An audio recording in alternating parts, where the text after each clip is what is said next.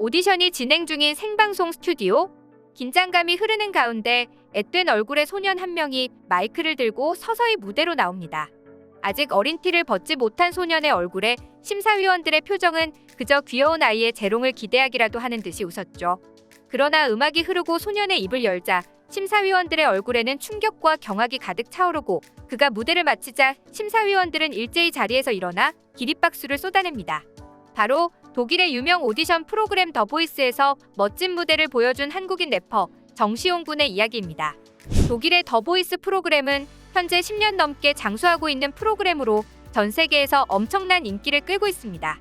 우리나라에도 더 보이스 코리아라는 이름으로 엠넷에서 방송되었으며 쟁쟁한 우승자를 배출해냈던 바로 그 프로그램인데요. 심사위원들이 참가자를 전혀 모르는 상태에서 뒤돌아 앉은 채 목소리만 듣고 심사하는 블라인드 오디션이라든지 참가자 2명씩 짝을 지어 듀엣 공연을 열고 심사위원들의 평가에 따라 승자가 합격하는 방식인 배틀 라운드 등 다양한 포맷의 스테이지가 있어 전 세계적으로 인기를 끌고 있는 프로그램이죠. 정시용 군은 이 프로그램의 역대 최연소 참가자로 매 무대마다 심사위원과 팬들의 감탄을 자아내며 한국인으로서는 처음으로 이 오디션의 준결승까지 올라갔는데요. 특히 그의 영상은 유튜브에서도 엄청난 인기를 끌고 있죠. 블라인드 오디션에서는 조지라는 가수의 슬로우 댄싱 인 더 다크라는 노래를 불렀는데 노래가 거의 끝날 때까지 심사위원들 중 아무도 그를 택하지 않는 모습을 보여주며 긴장감을 불러일으켰지만 노래가 끝난 뒤에 심사위원이 돌아보며 그는 합격했죠. 심사위원과의 대화에서 정시용 군은 학교에 다니면서 취미로 음악을 한다. 주요 분야는 힙합과 랩이지만 새로운 걸 시도해보고 싶어서 노래로 여기에 참가하게 됐다라고 밝혔는데요. 실제로 정시용 군은 그의 부모님도 음악을 하는 음악가 집안에서 태어났습니다. 그의 부모님은 오페라와 성악을 전공했다는데요.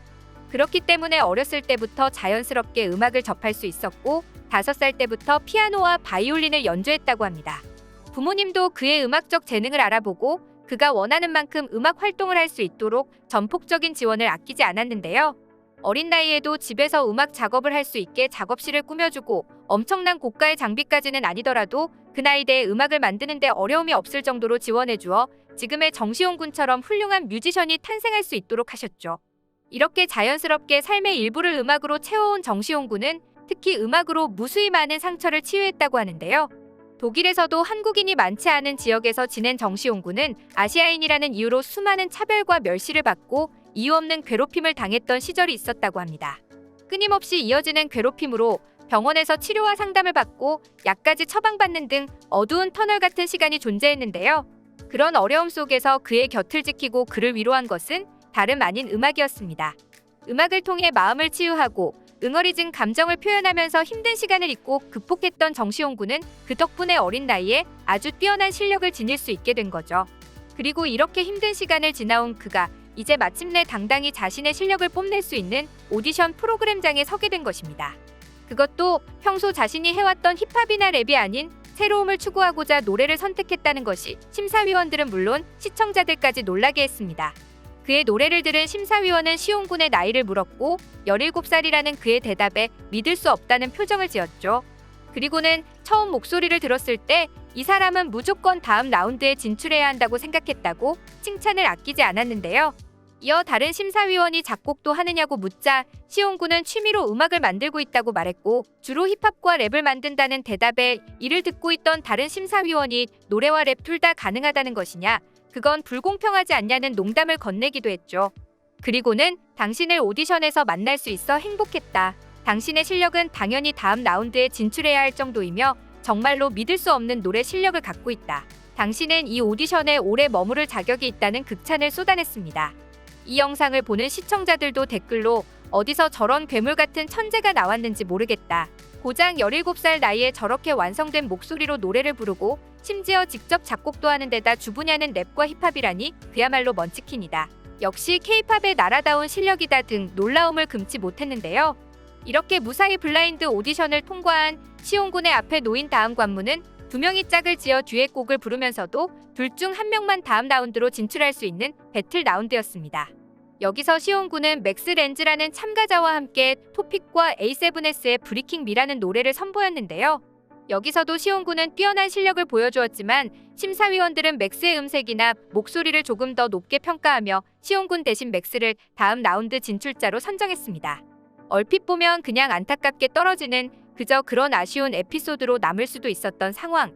하지만 2라운드의 진정한 이야기와 시온군이 진짜 실력을 발휘하는 순간은 바로 여기서부터 시작됐습니다.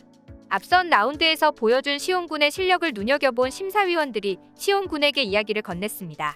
지금 당신은 당신이 가지고 있는 실력을 숨기고 있는 것 같고 또 모든 것을 보여주지 못하고 있는 것 같은데요. 그리고 이 노래가 시온군에게 있어 최적의 노래는 아니었던 것 같습니다. 혹시 당신이 주로 하고 있다던 랩을 보여줄 수 있나요? 라고 말이죠. 그러자 시온군은 곧바로 심사위원의 제안을 수락했습니다. 그리고는 비트가 필요하냐는 질문에 직접 비트박스를 보여주며 이런 류의 비트를 깔아달라고 하는데요. 그 비트박스를 들은 심사위원들은 눈을 동그랗게 뜨고 그에게 주목하기 시작했습니다. 그리고 시온군의 랩이 시작되자 스튜디오의 분위기는 완전히 달라졌습니다. 빠른 비트 위에 매끄러운 랩이 더해지자 심사위원들은 눈을 깜빡이는 것도 입을 다무는 것도 잊은 채 그의 랩에 푹 빠져들었죠. 노래를 할 때와는 달리 말 그대로 무대를 완전히 장악하며 날아다니는 모습에 함께 무대를 섰던 맥스 역시 놀라운 표정을 감추지 못하고 그의 랩에 귀를 기울이며 매료된 모습을 보여줬는데요. 특히 시온군이 불렀던 노래 가사에는 한국어로 외톨이라는 가사가 포함되어 있어 그가 지내왔던 어려운 시절, 상처받았던 나날들을 치유했던 진정성까지 담겨 심사위원들과 영상을 보는 사람들의 마음을 움직였습니다. 이 배틀 라운드는 상대방인 맥스가 이겼지만 결과적으로는 시온군이 더 큰 환호와 하이라이트를 받은 데다가 그의 랩을 들은 심사위원이 그의 재량으로 다음 라운드에 진출시키면서 완전히 이 무대는 시온군을 위한 무대가 되어버렸는데요. 이 영상을 본 시청자들도 2라운드의 우승자인 맥스보다 시온군에 대한 칭찬을 하기에 여념이 없었습니다. 맥스의 목소리가 더 표현력은 좋지만 시온은 무대에 완벽하게 들어맞았다.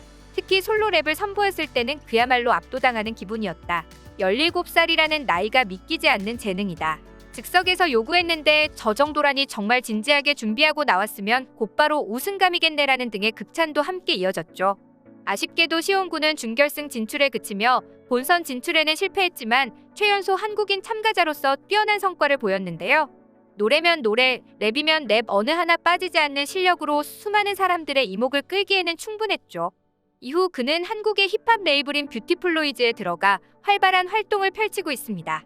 이 뷰티플로이즈는 국내 힙합씬에서 손꼽히는 래퍼인 매드크라운이 자신의 부캐 마미손을 중심으로 만든 레이블인데요.